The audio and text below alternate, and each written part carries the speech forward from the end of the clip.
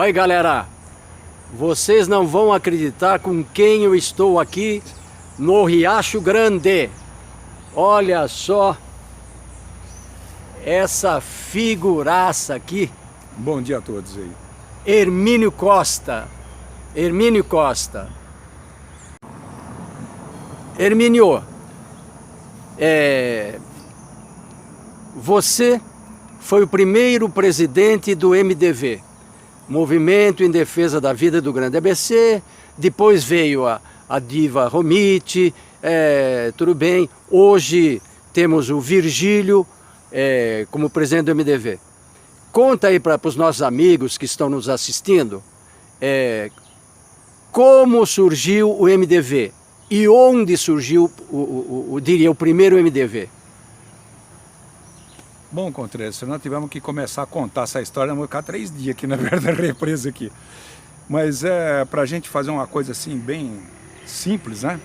Quando a gente começou a luta pela represa Billings, a gente já tinha informações de que São Paulo é a única capital do mundo que a gente tem informações, isso até através do Dr. Rodolfo Costa e Silva, do Fernando Vitor, de que é a única capital que está na nascente do rio. Então, se você está na nascente do rio, você não tem onde captar água. Se nós estivéssemos lá na nascente do Paranapanema, do Paranazão, nós estávamos brigando por causa da represa Billings, ela já estava aterrada já. Então, o que acontece? Aí nós começamos a fazer essa briga para poder segurar essa água para a região do ABC. E o que aconteceu? Aí a gente reativou o SATS, né? Uma entidade ecológica aqui da região, que é o Serviço de Ressalvamento e Proteção Ecológica. Ele foi fundado em 1956, né, que ele teve os registros. Era um grupo de paraquedistas de busca e salvamento da época civil e voluntários.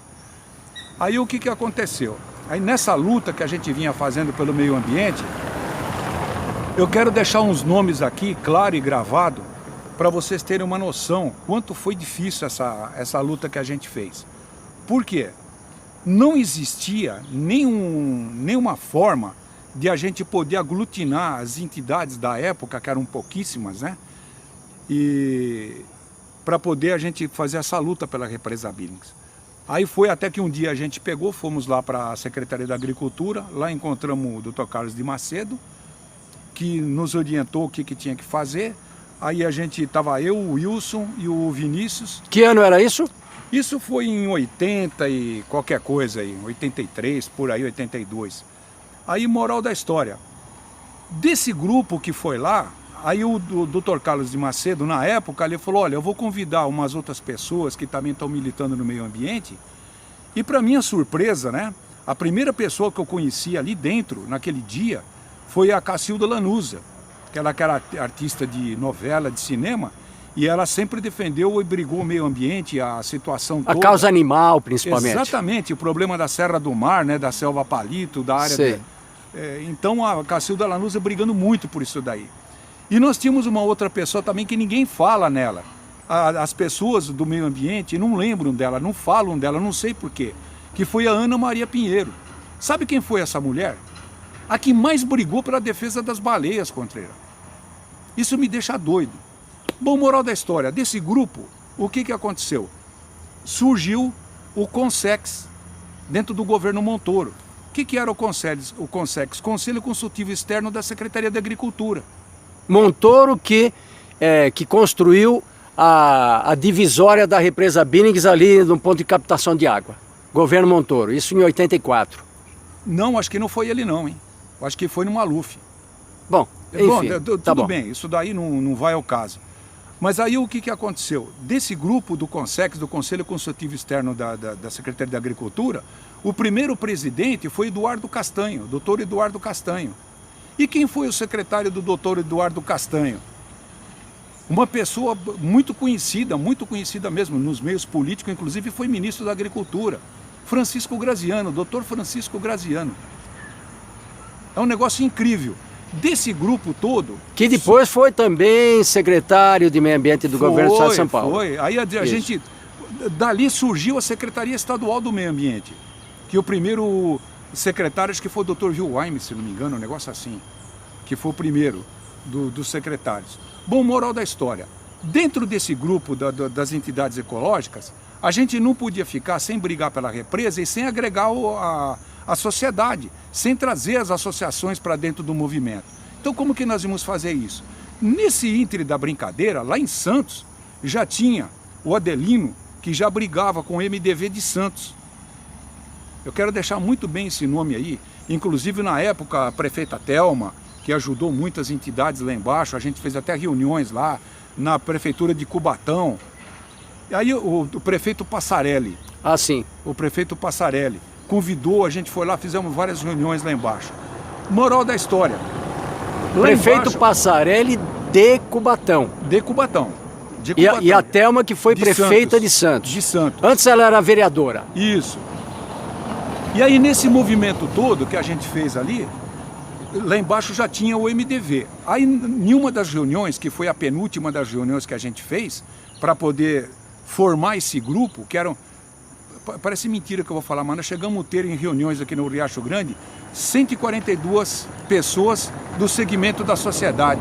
É um número muito grande para a época. Com certeza. Muito grande.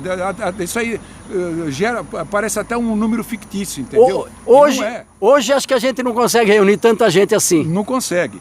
Aí Não sei se não consegue porque a sociedade está mais esclarecida ou porque a sociedade está meio desanimada. Não sei.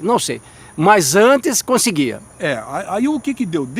De lá, a gente pegou, estava lá na casa da doutora Odete Belengauzi, lá estavam muitas pessoas, inclusive não sei nem onde que estão essas atas aí, porque tinha ficado com a Diva, da Diva não sei para quem que ela passou, que ela foi depois de mim ela foi a presidente do MDV.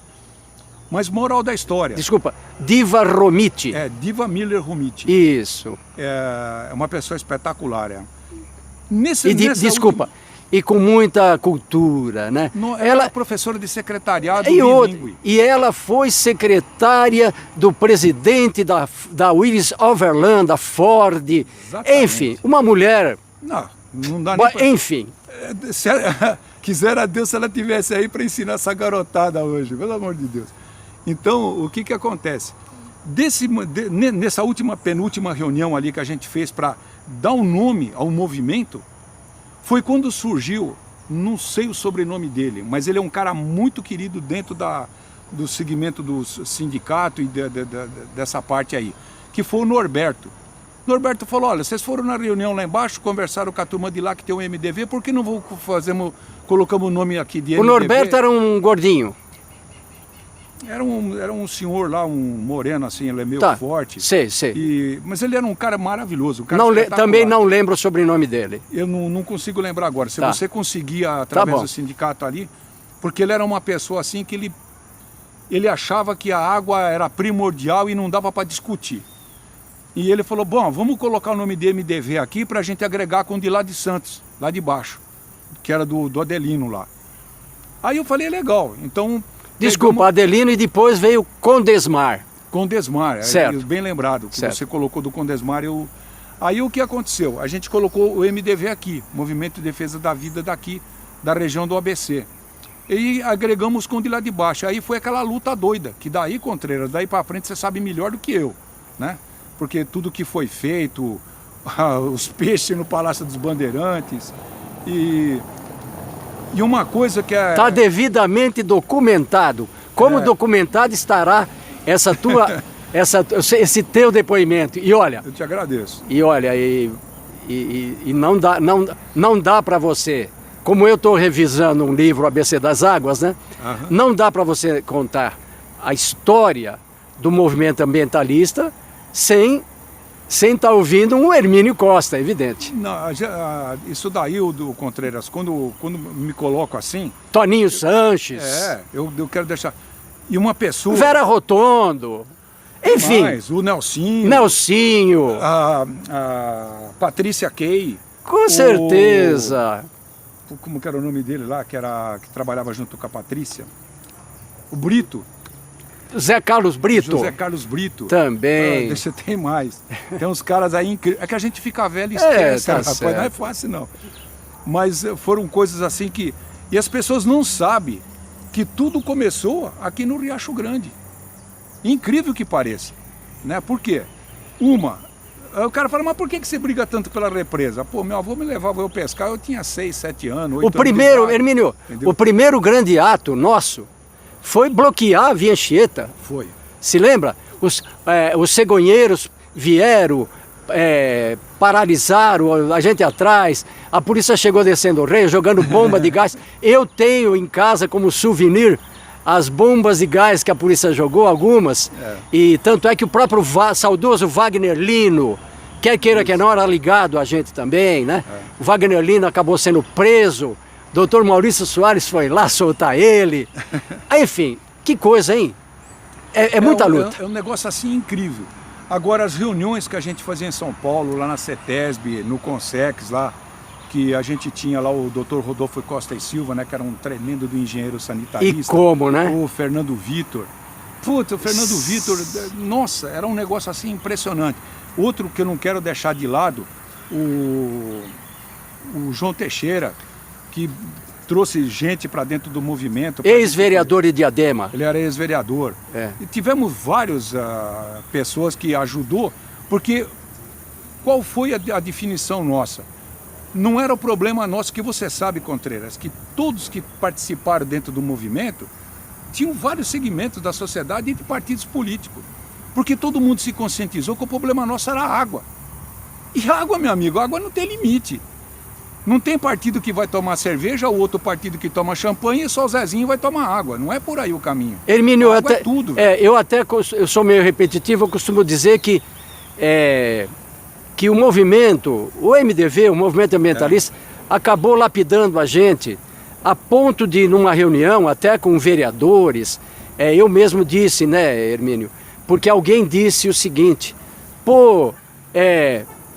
vocês falam de invasão de área de manancial, mas o povo tem por direito social morar, o povo tem que morar. Aí eu disse numa reunião, muita gente, que acima do social tem um troço que se chama essencial. Morar é social, mas beber água é essencial. Não tem saída. Então não justifica defender a ocupação de área de manancial em nome do social, porque em primeiro lugar está o essencial. O essencial. Eu assino embaixo contra o que você está falando, pelo seguinte motivo: nós que conhecemos as nascentes de água do Rio Grande, que você também teve o prazer de conhecer, lá em Paranapiacaba, você vê, né, que tudo que a gente foi feito. Você se lembra de uma luta que a gente fazia, de uma discussão? Desculpa, que a gente... Paranapiacaba, onde é a nascente da represa Billings. Exatamente. Né? O Jurubatuba, Rio Grande também, Rio Jurubatuba. Jurubatuba. Tá. Até você citou o nome de uma pessoa que nós estamos vindo aqui, que foi Humberto Cressini, tá ali, ó. Tá ali na frente daquela ponte do Rodoanel, tem a curva do rio Jurubatuba, do Rio Grande, e a casa dele tá ali de baixo. Se secar a represa hoje, vocês vão ver a parede dela. E a do meu pai também. Lá no Rosa Mística, que é lá no bairro do Ribeirão dos Soldados. No Batistini, né? Ali no Demarque. Sim, né? sim. Então, a casa do meu pai, até a última vez que eles abaixaram a represa, eu fui lá, estava na metade das paredes. Lá, quer dizer, você tira uma ideia que os nossos antepassados e tiraram madeira e faziam um carvão, que foi utilizado, até meu pai contava da Segunda Guerra Mundial, dos estoques de carvão que foram feitos para colocar nos ônibus e caminhões para gasogênio, para poder fazer transporte, Contreira. Com certeza. Tudo isso saiu daqui. Sabe? É pouco que se sabe disso. Inclusive, um dos pontos onde mais se vendia carvão, isso está documentado num livro também, que é Os Meninos do Guapiú, né, que eu estou escrevendo também. Os Meninos é o primeiro nome, o segundo nome que teve o bairro de Rude Ramos. Isso, exatamente. É bairro dos Meninos. E antes era a paragem Guapiú. E ali tinha a família Tomé, que comercializava carvão com aqueles Fordinho, né, caminhão Fordinho, que vinha aqui no Riacho Grande, pegava o caminho do mar, né? Caminho do mar e ia lá para Rude Ramos vender carvão.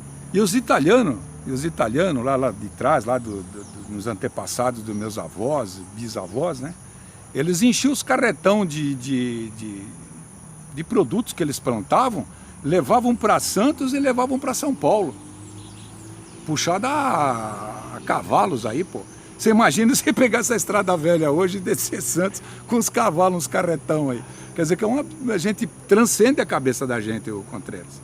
Não dá pra gente né? E a gente sabe que nós temos a represa Billings aqui, o Schmidt Canal joga água e enche o Rio das Pedras lá em cima. Pô, o Rio das Pedras tem quase 30 km², se não tiver mais. Só a represa que joga água lá para baixo para trocar as turbinas. Represa que tem 1,3 bilhões de metros cúbicos de É um água. negócio assim impressionante. E mais. Ou 1,3 trilhões de litros d'água. Mas agora você quer ver? Colosso. Contreiras, você está no jornalismo, a gente sempre esteve junto. Pelo amor de Deus, bota na cabeça desses caras se eles têm noção que essa represa tem 127 km² de espelho d'água, 800 km de margem, dentro da capital da terceira da cidade maior do mundo, pô. Cabe 5 São Caetano aqui? É brincadeira. 5 cidades de São Caetano? Quando eu falei que o Riacho Grande tem 262 km², você tomou um susto. Tomei. Né? Eu não sabia que só o Riacho Grande é mais da metade. Mais da metade. Mas faz divisa com São Vicente, com Cubatão. São Vicente, São Paulo. São Paulo. Santos, né? Que pega a cabeceira lá, que agora é Cubatão, né? E a parte de lá, que agora está na mão de Santo André, que era... Bom, era tudo uma coisa só, né? Que faz divisa com Santos na cabeceira lá. Agora, Hermínio, vamos lembrar eu também, o próprio Toninho Sanches, né? Nossa Senhora! Que esse também documentou muito. Demais. Antes de mim, ele, nossa, é fotógrafo, né? E eu me lembro até que na época que nós começamos essa luta, né? Eu, você, o Virgílio, a Diva, o Toninho Sanches, enfim... Vera Rotondo, Wagner Lino. Olha, eu me lembro que o entorno da Billings deveria ter aí no máximo 200 mil pessoas em área de manancial. Hoje, Hermínio, hoje nós temos mais de 1 milhão, né, Hermínio? Acho que tem bem mais. Isso aí de vez em quando, isso não dá de repente assim um certo desânimo, que a gente pensa assim, puxa vida, hein? Olha... Nós lutamos tanto, será que a gente também perdeu um pouco? A Billings perdeu? O que você acha de tudo isso, Hermínio? Contreiras, aquelas lutas que a gente fez, muitas vezes vocês escutaram eu falar, olha, aquelas comportas do Schmidt Canal não pode ficar aberta porque estão jogando água fora à toa. Você se recorda quantas vezes que a gente brigou, né? Com certeza. E a gente brigou e muito por aquelas comportas. O que aconteceu? Agora que eles tiveram que bombear, você vê, Contreiras, hoje a Billings, eu não sabia disso, me passaram para mim. Diz que ela está jogando água para o Taiaçupeba, do Taiaçupeba vai não sei para onde, e depois joga lá para o lado de Minas, e de Minas está descendo para Cantareira. Quer dizer, pô, não transcende a cabeça da gente. E aqueles 3, 4 metros por segundo que joga também para Guarapiranga. Sim, para Guarapiranga. Que é lá de cima da cabeceira do Taquacetuba. Eu diria água suja. Eles falam que não, porque é um bombeamento artificial. Então, mas eles, para conseguir fazer isso, fecharam as comportas. Ó, você dá uma olhada, tá chovendo pra caramba. Você vê que nós estamos aqui no nível, mas isso aqui não abaixou mais depois que fecharam as comportas. Não abaixou mais. Ela tá sempre num nível bastante alto, dá para você perceber pela prainha do Riacho Grande. O que prova, né, que... A água era jogada fora. Que essa represa foi idealizada pelo engenheiro As White Kennedy Billings. Exatamente. Então, e gozado que, Hermínio, que uma vez falando com Adalto Campanella, o filho do primeiro prefeito, Anacleto Campanella de São Caetano, quando eu passei para ele o livrinho que eu escrevi, né, a revista História Condensada da Represa Billings, é gozado que você vê um vereador, ele era vereador em São Caetano e ele se surpreendeu ao saber que a represa Billings é um reservatório artificial. Muita gente no Grande ABC, por isso que eu estou gravando com você, muita gente ainda no Grande ABC, até nascida aqui, mais ou menos com a nossa idade, se surpreende achando que a represa Billings não é um lago artificial, né? Que é alguma coisa que já existe há milhões de anos. Não. É um projeto construído pela Light. Sem dúvida, pela Light. Para gerar energia, exato, mas desde que a sua água fosse preservada. O regime de sua água fosse preservado. Exatamente. Conforme o Arthur Bernardes. Conforme o decreto do Arthur Bernardes, que disse isso aí que eu estou te falando. Desde que o regime das águas não seja maculado. Exatamente. Agora você veja só, Contreiras, por que era colocado isso daí? Porque a represa Billings, as pessoas não sabem, mas tinha lugares que era bombeada a água para fazer irrigação da agrícola, porque São Bernardo era uma cidade agrícola, que saíram tudo de São Bernardo e foram para Mogi das Cruzes. Tinha os batateiros e ceboleiros. Era tudo uma miscelânea só. E hoje, os grandes japoneses que estavam aqui, inclusive os Nakajima, o Sadao, o Oda... Lá no bairro do Alvarenga, principalmente. Do Varenga, lá os Matsumoto, o Yoshimoto. E o Eduardo Yoshimoto, por exemplo, ele estudou comigo no colégio, que depois, por infelicidade do mundo, ele faleceu num acidente. A família dele toda foi tudo para Mogi, porque aqui não teve mais o que fazer. Não tinha mais, porque as ocupações foram empurrando todo mundo fora. Desculpa, Mogi das Cruzes, que é onde nasce o Rio Jurubatuba. Exatamente. Mogi das Cruzes. Mogi das Cruzes. É onde que nasce o Rio Jurubatuba, que é o formador da Rio Grande, né? Rio Grande. Porque as pessoas chegam a ver o Rio Pinheiros em São Paulo, Contreiras. Pensa que é rio. Pensa que é rio. É um canal, é um canal. É um canal artificial, mas ali foi o Rio Jurubatuba. Com certeza. Sem a barragem, era Lógico. uma queda de água. Que o seu Humberto falou que eles cansaram de ir lá nas Piracema para pegar dourado. E aqui dava Piracema aqui, ó. E a turma usava batelões, que era amarrado nos barrancos, para chegar até no montanhão, porque não tinha estrada. Gozado, você tocou no assunto que teve um jornalista que uma vez eu mandei para ele um e-mail e ele fez uma correção, porque todo jornalista, quando vai fazer uma matéria ali em Pinheiros, fala, estamos aqui ao lado do Rio Pinheiros. E aí eu mandei um e-mail para ele dizendo que não é rio, é canal. É um canal porque artificial. É artificial. Hoje. Que a partir da década de 30, Isso. com a retificação do Rio Grande, ou Rio Jurubatuba, que entrava em meandros no vale de Pinheiros, na várzea do Pinheiros, ali acabou surgindo um canal artificial, como tem o canal da Mancha, o canal... É um canal. E ele deu crédito. O Heródoto Barbeiro, muito inteligente, ele falou, ó, a partir de hoje, peço aos jornalistas que quando falar alguma coisa do Rio Pinheiros, corrija, canal de Pinheiros. Canal do Pinheiros. Porque ali era corredeira, eram cachoeiras, né? Porque esse rio, ele era o Rio Pinheiros, o Jurubatuba, né? Que eles falam que é o canal do Pinheiros. O Rio Jurubatuba, que é o Rio Grande, ele é um afluente do Rio Tietê. É lá onde que está o Cebolão que eles se encontravam ali. Com certeza. Inclusive o Tamanduateí um pouco mais para cima, né, Contreiras? Ali em cima encontra o Tamanduateí. Desaguava no Tietê. Exatamente. Hoje ele reverte para Billings. E o Rio dos Couros, os rios que estão em São Bernardo e Santo André, que o Santo André tem lá o rio Tamanduateí, e de São Bernardo desemboca no Tamanduateí, do Tamanduateí... Ribeirão dos Meninos. Ribeirão dos Meninos. Quer dizer, só aqui no centro de São Bernardo encontra-se 5 rios. E a turma fala, por que quando chove a rua Jurubatuba enche? Porque Jurubatuba é nome de um rio, pô. Então a água chega e fala, cadê o meu rio? E entra nas lojas a água. Contreira, posso contar uma historinha aqui? Manda ver.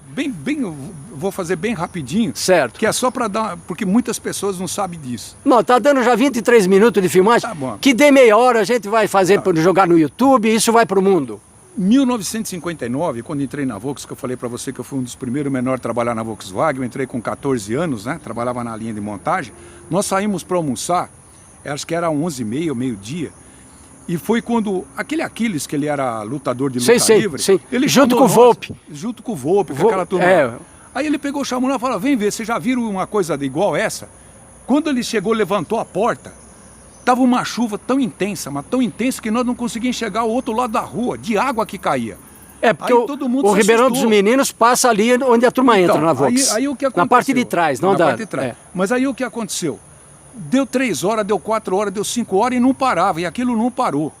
Eu saí às 4 horas da tarde, nunca me esqueço, porque meu pai estava super preocupado, minha mãe, alagou São Bernardo, desde o bairro dos Demarque até na saída lá no que é o Cebolão hoje, ficou uma represa só. E alagou a minha, alagou também a minha Vila Vivaldi. Exatamente, também. Virou um lago só. Aquilo lá Caetano, né? Chovia. Mas foi uma das maiores chuvas que já se viu na nossa região. Até eu brinco com os caras. Se acontecer isso hoje, Deus me livre e guarde. Entendeu? Porque aquela chuva foi inesquecível. É aquela mania, né? De o chamado progresso, ocupa a margem de rio. Para você ter uma ideia, o corredor do trólebus é sobre o rio. Sobre o rio. A turma achava, não, hoje aí não, deu uma enchente aí na Jurubatuba. Pô, mas eles não viram a água do lado do rio, onde está a Avenida Faria Lima, que passa o canal embaixo, que é o rio, né? A água chegou até na Marechal. Olha a altura que tem de lá para chegar na Marechal. Naquela época, aquelas casas ficou tudo debaixo d'água. Olha a catástrofe. Só que ninguém comenta, ninguém fala nada. Nem se esse jornal da época comentou isso. Porque era tão natural, né? Bom, Que era só mato. Hermínio, mais alguma consideração final aí para... Primeiro que, nossa, esse é um documento histórico. Histórico não só para os ambientalistas do Grande ABC, mas um documento histórico. Eu diria para a humanidade, porque a represa Billings quer dizer, construída por uma empresa canadense, idealizada por um engenheiro americano, né? Que veio para o Brasil e tirou a represa que seria construída em Mogi das Cruzes, né? Isso. E trouxe com o represamento do rio Itapanhaú e trouxe para o Grande ABC. Então a gente só tem a agradecer ao engenheiro Billings. O cara era um gênio. Mais alguma consideração? Eu queria deixar bem claro, Contreiras, o seguinte, que toda essa luta só foi possível com o apoio da comunidade, daquele grupo que você viu do MDV, que foi incansável, né, nas reuniões, no correr atrás, nas ajudas que a gente teve. E a gente, pô, não sei nem o que falar, porque... Jogar peixe podre por aí? Não, essas coisas aí, tudo que foi feito para salvar a represa valeu a pena. A gente só gostaria que as pessoas se conscientizassem de que quando vê a represa, saber que teve uma pá de pessoas, né, centenas de pessoas... Até anônimas. Anônimas, E a própria população que se conscientizou, né, que passava pela Anchieta e que viram que a briga precisava, né? E hoje, graças a bom Deus, a represa está aí, o Contreiras. Olha, vê quantos anos já vai e ela está aí. Né? Tem coisas erradas, mas já ganhamos esgoto, a retirada dos esgotos, né? Que já estão fazendo lá já aqui na nossa vila que já tiraram, agora estão tirando lá do Batistini e de muitos locais aí.